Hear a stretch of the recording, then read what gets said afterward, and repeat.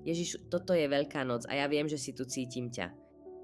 Áno, som tu. Som tu ako niekto, kto vás nikdy neopustil. Vo vašich slzách, vo vašich modlitbách. Som tu, v tvojom srdci. Veľká noc nie je len spomienka, je to pravda, ktorú treba žiť. Toto nie je len deň môjho zmrtvých vstania. Je to deň, kedy má vstať aj tvoja duša. A čo máme urobiť dnes? Ako máme osláviť to, že si vstal z mŕtvych? Zastav sa, zatvor oči, odpusť. Uvoľni všetko, čo ťa ťahá dole. A povedz áno životu. Dnes nie je o jedle ani o zvykoch. Dnes je o mne a o tebe.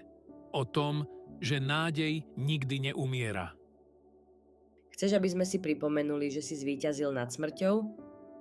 Áno, ale ešte viac chcem, aby ste uverili, že vy môžete zvíťaziť nad svojou vlastnou tmou.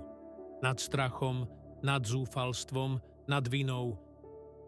Lebo Veľká noc nie je len o tom, že som vstal, je o tom, že aj ty môžeš povstať. Každý jeden deň. A keď vstanete všetci, v láske, v svetle, v odpustení, potom je nebo už tu.